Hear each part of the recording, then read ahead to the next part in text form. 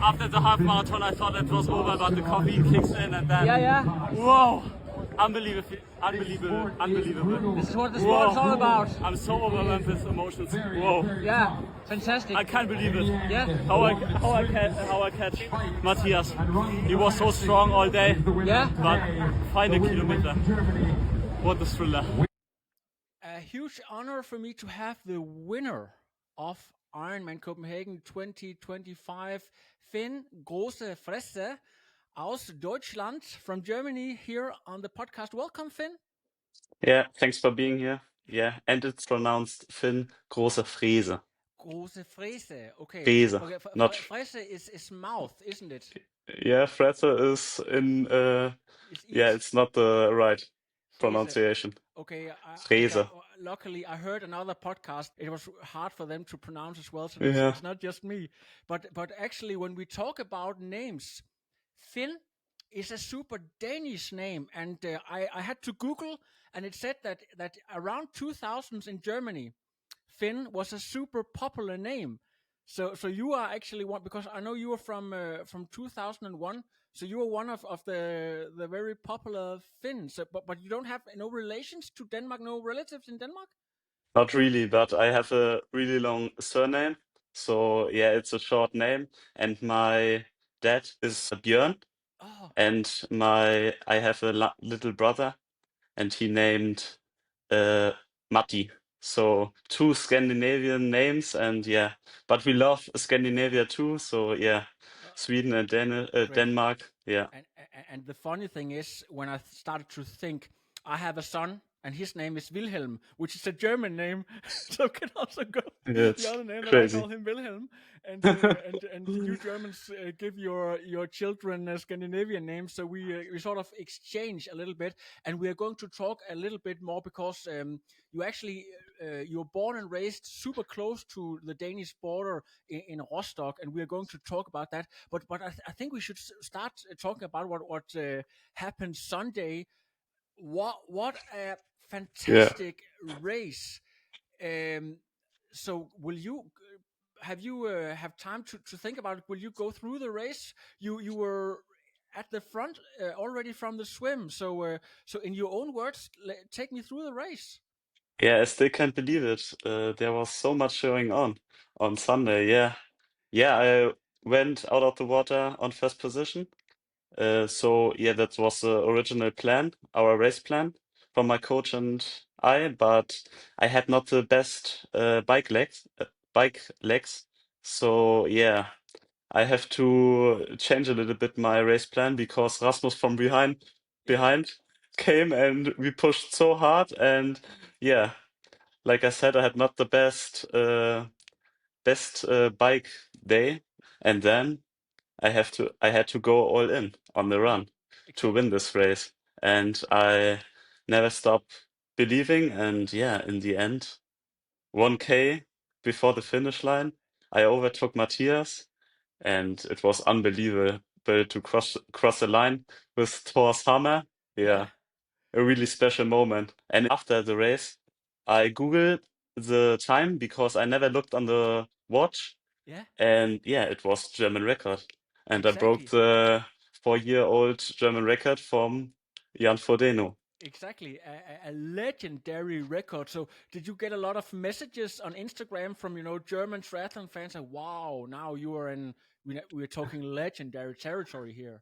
Yeah, now it changed a lot over the last 2 months. Now Yeah, yeah, 2 months ago I was a nobody, and now, yeah, everyone is talking about me in exactly, in the German, yeah, triathlon scene. So yeah, it's a huge honor exactly. to, But yeah, as you talked about, you won your first Ironman in Kärnten in Austria. Also, one of the oldest Ironman in Europe, Ironman branded races. You won that one. Was the win in Austria in Klagenfurt? Was that very different from the one in Copenhagen? If you compare the two of them? yeah, I thought it was my best day Yeah, until Sunday yeah, in my life, but now it changed a little bit. But yeah, I was also the first German after Jan Frodeno who won yeah. Austria. So yeah, an honor too. So, but I breakaway. I started the breakaway with 110K to go on the bike and never looked back. And yeah, with nearly 35 degrees on the marathon, I stand always on the nutrition stands and yeah, to cool down and just to win this race. And this time it was all in on the run. And even I think I ran 2:46 in Austria on the marathon. Yeah, because I had to cool down the whole time. But now, yeah, 14 minutes faster in Austria, yeah. And I think this this feeling is better than Austria when you race with there was so much going on in the race. Yeah, And it and was only you because people were coming up to me afterwards and said, "Oh, that was so cool with Matthias." Hey, but Matthias didn't win because they didn't know. They you know, it was on the very, very last kilometer. All this happened, so it was almost like watching a Hollywood movie, right? yeah, and I feel a little bit sorry about Matthias That's because elite sport, That's elite yeah, sport. but I know how this race meant to him, Yeah, and yeah, and he's a Danish yeah. guy, and yeah, I think, but the spectators were so fair, and Mm, yeah, it's exactly. amazing, the amazing atmosphere on the run course. Exactly, and hopefully, maybe we will have a rematch next year if we can have you back. That will be super, super cool. Yeah. We have to talk about your history a little bit. I've been looking on German Wikipedia. You have actually been racing for 4 years as a pro, right? I made my pro debut 2 years ago Westfalen? at no, that was an age group race. That Yeah, was a but race. Okay, yeah, that was only an age group race.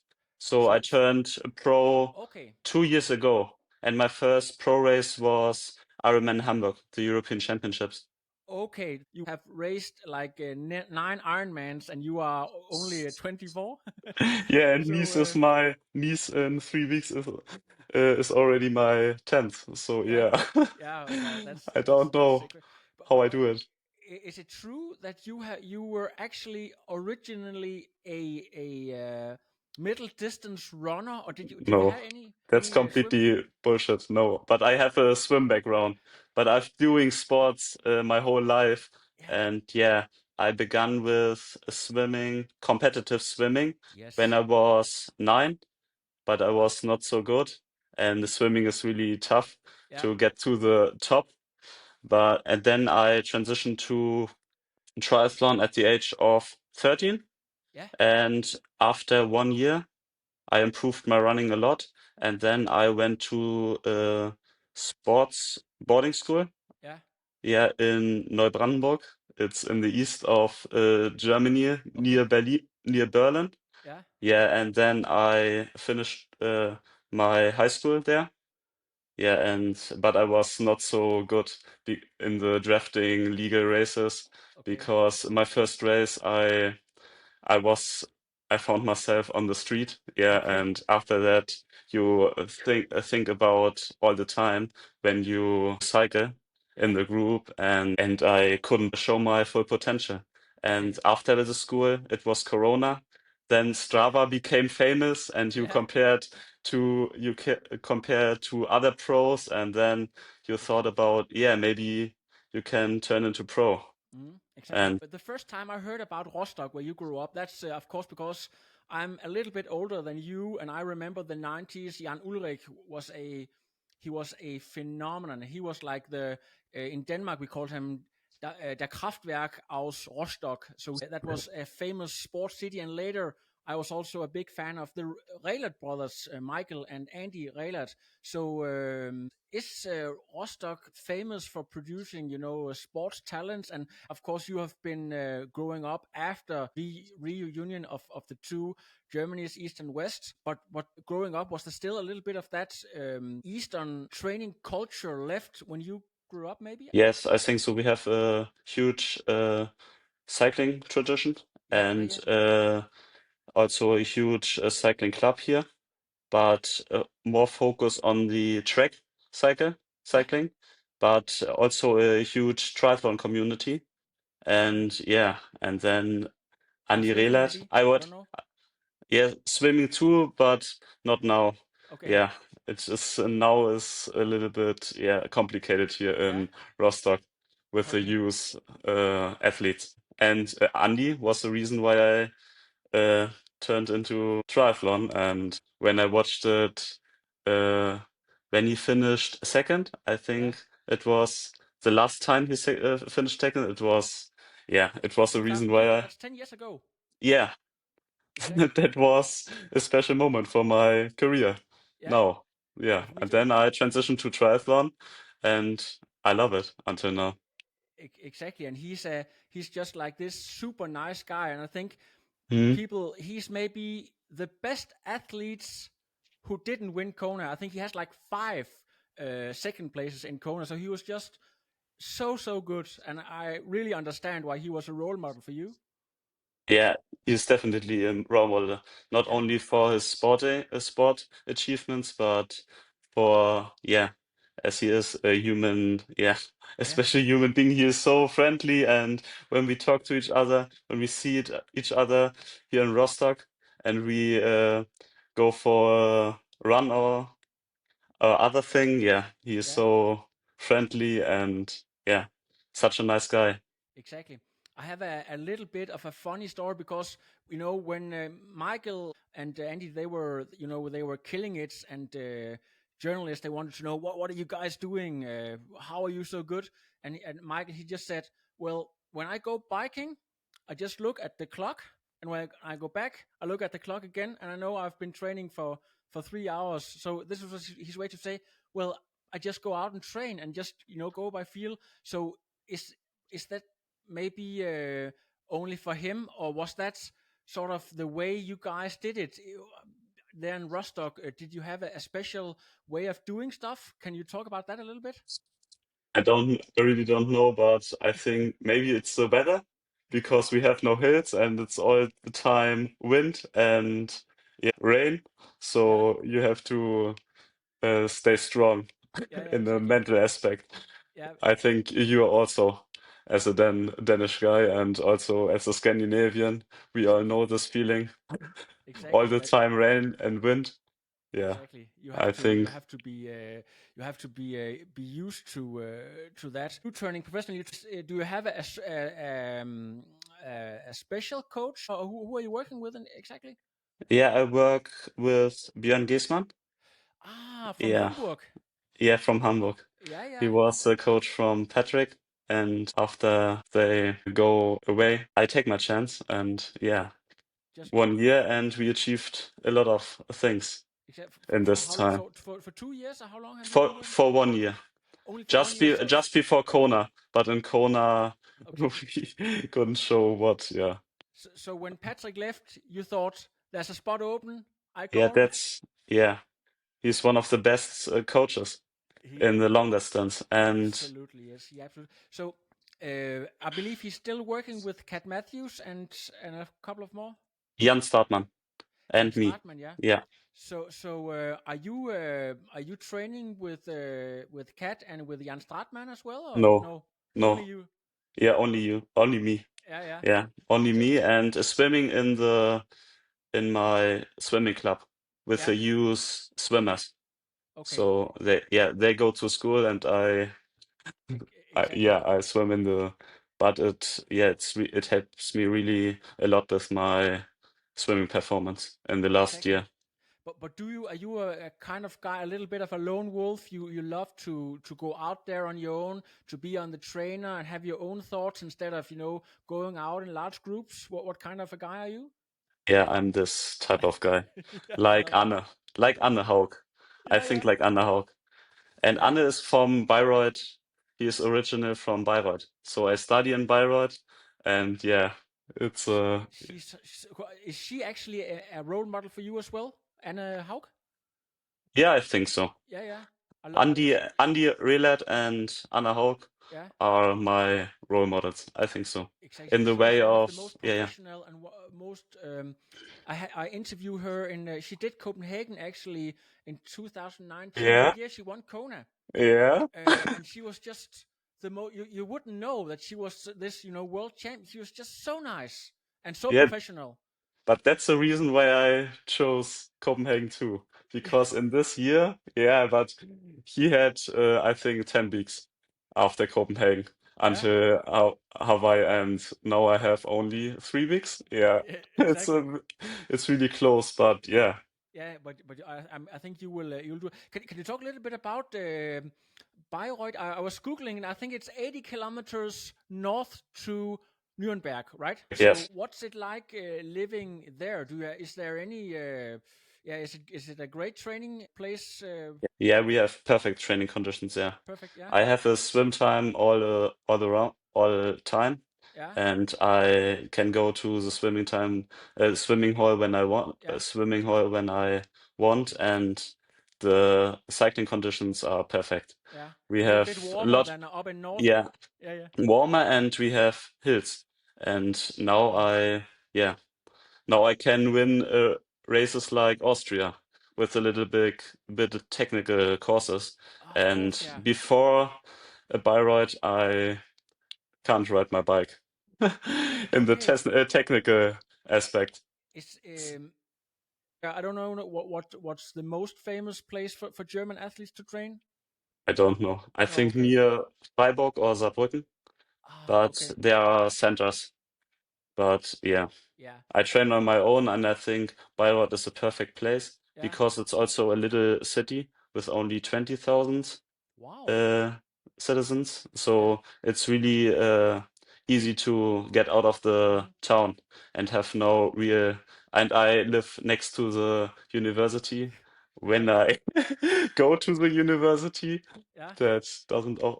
Yeah, Yeah, but because that was my next question. You studied law first, and now you are into business. But I believe it takes a lot of time, and if you want to compete, against the best in the world, yeah, do you have the yeah. time? How do you manage that actually? How does a typical week look like for you? Yeah, to be honest, the You're last not there year really. it was all about triathlon and full Yeah, focus on triathlon. yeah. So you feel that change when you focus on one Hmm. thing, and yeah, But and only think about triathlon and the next race, and the focus is really important. And yeah, now it pays off. Yeah, within a exactly, year, so much happened exactly. from the first qualification for the World Championships now to the second time Ironman winner and the German record holder. Yeah, Exactly. still But unbelievable. in Denmark, there is some rules. If you are an elite athlete, you can go to university on part time or reduced time. Is that possible in Germany as well, or will you have to look at that after World Championships? Yeah, I think I have to talk with my university Yeah, because now I have a understanding. yeah. I think so. So Because yeah, but after the World Champions, now focus on the World Championships, and after that, yeah, think about that. Exactly. There's only about 3.5 weeks to Nice, but how are you going to prepare in the best possible way just to stay in Germany and focus, or maybe go up and down the hills in Nice as many times as possible? What's the plan with you and Björn have made for your preparation? Now the rest of the week is all about recovery Yeah. and maybe doing nothing. Maybe I go for a run today and but doing nothing. And then yeah, 1.5 week training in Bayreuth. And then I travel 10 days before the World Championships Hmm. to Nice because I like the other guys, I hadn't training camp there. Mm.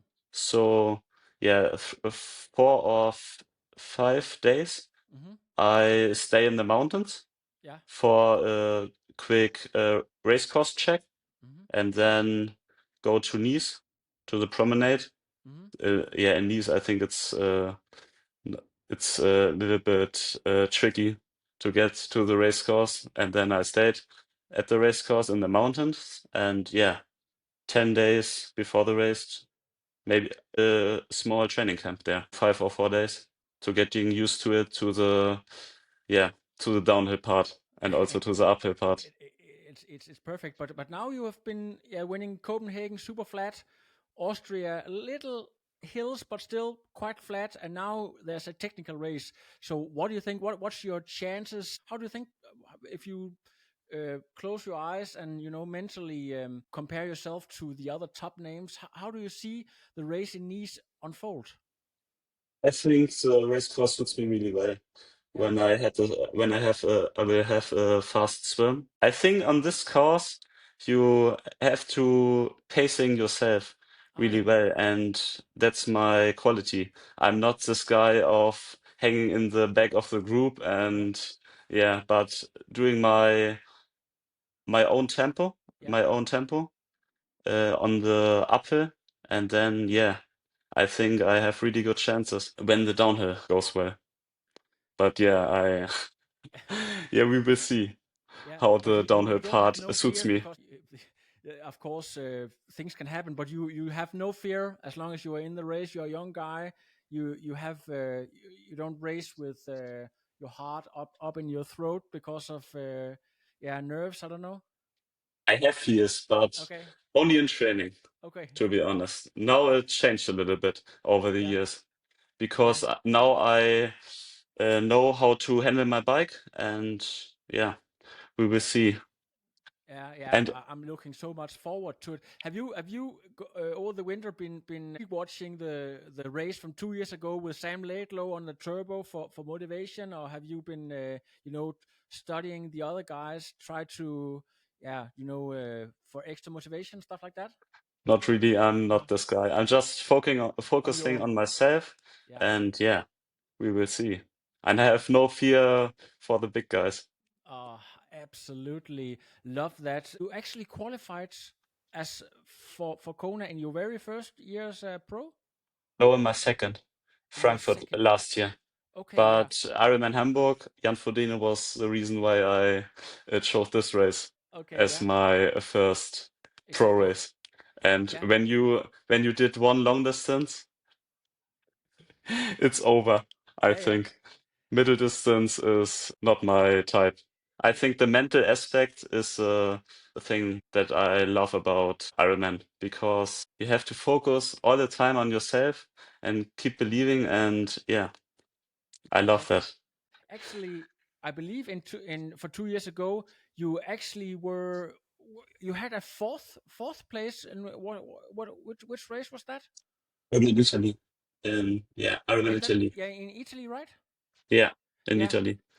So you actually, right from the get go, you show the potential. Yeah, I learned a lot, but the most thing that changed was the mental part because Yeah. when you so near to the front, it is, I think for me it was difficult to win a race or Yeah. to lead a race. Yeah, Yeah. Yeah. Yeah. Yeah. Of it course. was it's so difficult to win a race.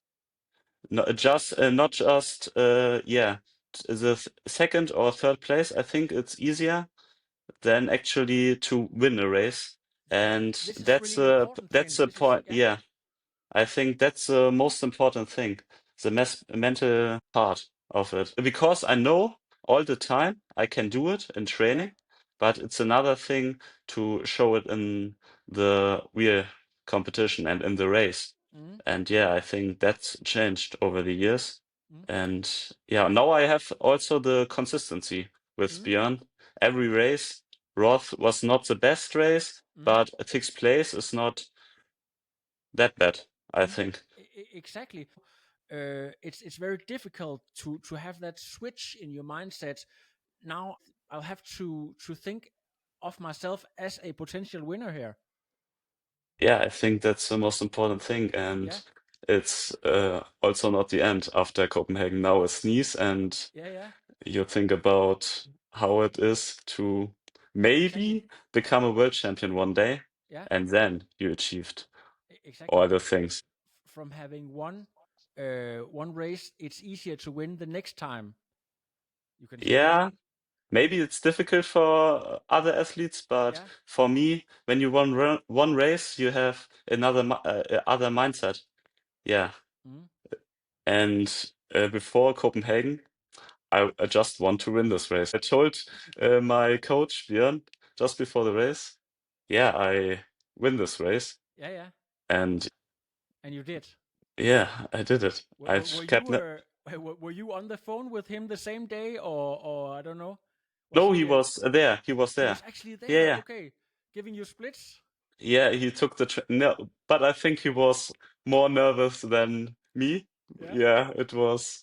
Yeah, and he was so over the moon yeah, when yeah. I crossed the finish line in first position. Fantastic. Maybe you saw it on Instagram. I had a film of you where you. I think it's Yeah, because my phone was shaking all over the place, but you know, you just still couldn't believe. Yeah, I think you were high on endorphins and you know, happiness and caffeine stuff, like emotions all over the place. So that was just so incredible to watch.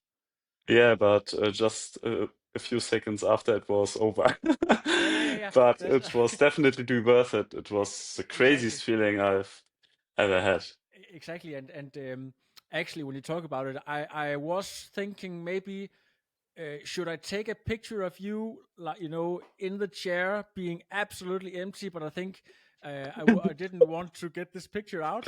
Can we talk a little bit about your training volume? Because I think here in Denmark, we always think about you Germans as being really high volume trainers, like Thomas Hellriegel, Stadler, going out for to train 1,000 kilometers per week. So, can you talk a little bit about what a top German athletes in 2025? How does he train? What does a typical week look like?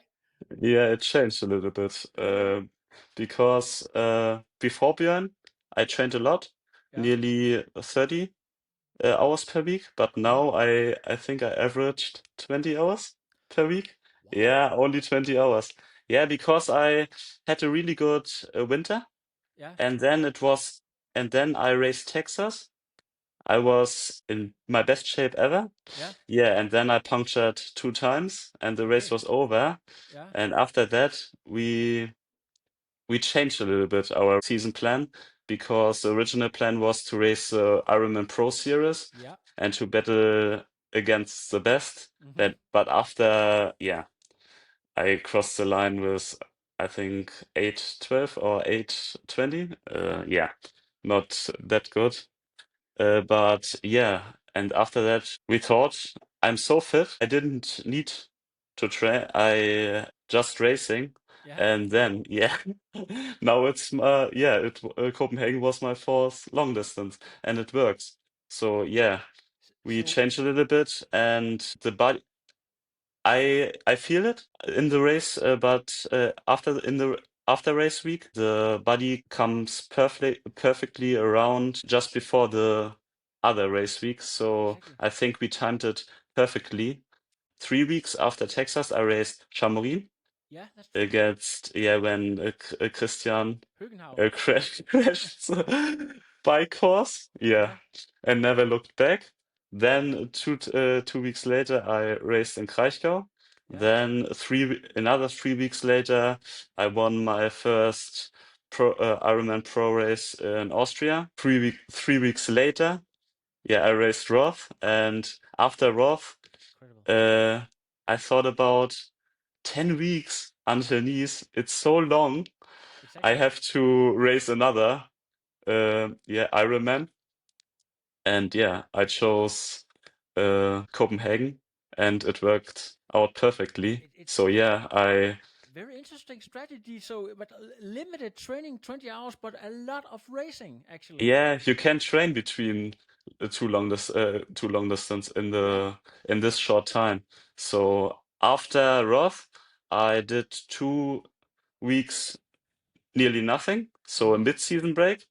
Then I caught a cold, also 1.5 weeks into training, so Hmm. the training wasn't perfect, leading into Ironman Copenhagen. Yeah. But yeah, Björn and I are both surprised how I run the marathon so fast because I only run 10 kilometers at Ironman pace, and yeah, the other was just easy runs. So yeah, we are both surprised, but it works race after race. Obviously did. So when you're not in race season, winter, you said you had a great training block during the winter. Are your volume closer to 30 hours during the winter when you're not racing? No, not No. really. Yeah, because you have so much, you spend so much time on the Mm, indoor cycle, and I think when you do 4 or 5 hours indoor, yeah, you cooked yeah, mentally. exactly. And yeah, I think more intensity Mm, and less volume in the winter. And when you race so much, you have the volume from exactly. the racing. Exactly. But when you used to be a top swimmer, is it like you want to keep that being an ace? You can say that you want to be at your best, or is it on the other hand? Well, I know that I can do this, so I will actually commit more to cycling and running, time wise. I know. Yeah, but I only swim 4 times a week. Okay. And yeah, I think I have lots of potential in the next years Yeah. to to bring the volume up. Yeah. But Björn and I are yeah on the safe way, because I think 10 good years left At or least. more, Yeah. and Yeah. yeah, I'm still young, Yeah. and so 24, right? I turned 24 in April, just before Texas. Okay. Okay. So I'm Still, 24. yes, still a young guy. What about aerodynamics? Have you been working hard on that part as well, being as aero as possible, or? Yeah, I think so. This year was the first time Mm, I went to the velodrome, and also uh, 1.5 weeks before Copenhagen, the yeah, first time in the wind tunnel. It's the first time that I have sponsors yeah, before the season, and I went to the wind tunnel with DT Swiss. mm, Yeah, yeah, and we improved a lot. We yeah. tested a lot of helmets and nice gadgets. I'm really fast now. Yeah, yeah, obviously. Now you mentioned DT Swift. When I have guests on the podcast, they also get time to talk about sponsors. So apart from DT Swiss, who's on board on your team this year? Yeah, Sponsors? beside DT Swiss, Ryzen, Okay, my race suit is from Ryzen, is and my Red cycling clothes. Yeah, Ryzen. Yeah, the brand from Jan Frodeno. Yeah, Yeah. yeah, So Ryzen, DT Swiss, then a Sailfish yeah, yeah. for the German wetsuit. Yeah, swim band. Yeah. yeah, What's his name? and The one who invented Jan the Sebesen. record holder? Jan Sebesen. You Jan mean Sibbers. the Yeah, record holder? yeah, But exactly. last time, I think an Australian broke Y- the record from him, so he Oh was yeah, not. yeah, maybe. But I think he was like what he was almost 50 when he did that as an age Yeah, grouper. yeah, I think yeah. But crazy. Ryzen, DT Swiss, Sailfish, and two other local sponsors, but no bike sponsor yet. So I rode unlabeled bike, and also a second-hand bike. I bought it from eBay right before Kona last year. Oh really? So Yeah, yeah. you're looking So I to great results, and then people will throw a bike after you. Yeah, but now I have a few results, so I hope I get a bike sponsor. Exactly. What about the managers? You have to be super focused on the performance. So who helps you with all this stuff? Only my mom. Only So yeah, it stays in the family, and I it's like think the same it's the late role right. model, Yeah, like I think family. it's the right way. Yeah, yeah, me Yeah, too. yeah. I trust a lot, and yeah, Yeah, I think we are a really good team. And now fa- I I hope it develops, yeah, more and more, and we will see how it exactly. works in the next few years. Talking about your family, are there other elite athletes in your near family, or are you the only one who have pursued a professional career? Yeah, I'm the only one. Okay. And my parents and my brother support me all the time and over Yeah. the few years. Yeah. But Also with money. yeah. That's in the last years because Hawaii, yeah, it cost Sertoya. a lot. A lot. So yeah, Yeah. I'm really thankful for my family. Are they actually traveling with you, or that depends? I don't know. Yes, all the time. Yeah, yeah. So they were in My mom, Copenhagen as well. yeah, Fantastic. beside the race course and cheering, Yeah, and yeah, I that's think perfect. Of course, your win in Copenhagen, that was maybe top moment, the pinnacle of your professional career this far. But are there any people you have met, other things that has really motivated you? yeah, definitely Kona last year Yeah, when I found myself with Christian and Lionel in the energy lab. That was all-time moment. Yeah, yeah, it was really special when all the great athletes struggle with you. Yeah, it was crazy. exactly. And you spot a man with a camera and just yell, take my picture." when you run next to Lionel, yeah, to have that forever, that must be fantastic. Yeah, Lionel is also a role model. Just the day after the race, he followed me on Strava. So I think this race connected so many.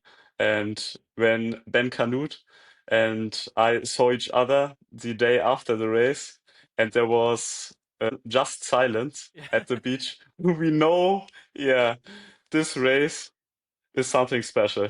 yeah, And yeah, it's absolutely. crazy how I'm just living my dream. Yeah, And I'm looking so much forward to following you for and your triathlon journey in the future. And that's also why I invited you to come here on the podcast, because I think people out there should know you and know a little bit more about you. Final question: the ultimate buzzwords in elite triathlon for the past few years is heat preparation. And yeah, the boys here in actually I live here in Aarhus, where Christian Høgenhav, amongst others, is also training. And after each swim session, they are being at the sauna for 45 minutes to 1 hour to prepare. How are you and Björn doing your heat prep? Any secrets, tips, or just you don't talk about that? no, to be honest, just training. I did that right before Kona, and it didn't pay off. But yeah, I think the best way is to travel to this area 2 weeks before the Yeah, race, and I think it's enough because it's really hard to train and to achieve that normal numbers in this heat. And yeah, I think just training and trust the process over the years. And yeah, I think when you race in these heat conditions, you're getting used to it more and more from race to race. So yeah, this time was the first time that in Austria that where I performed well in the heat, yeah, and I have my whole life a problem with heat, and so I think it's just yeah, it's just racing in the heat, and yeah, and to yeah. improve that, yeah, to adapt. Yes. Exactly. Actually, I've thought of a super great question to finish the interview. Germany have been since the 90s, since Mark Allen uh, stepped away in the mid 90s. The Germans have been dominating Kona, winning or being at the very front. Now we have a wave of Scandinavians, Norwegians, and some Danish guys like Magnus. We are a quite small country, only 6 million people here in Denmark. You have like 80 to 90 million people following, and also have a huge tradition, Ironman legacy to carry on your back. So what does that mean to you that you are the next generation of top German Ironman athletes?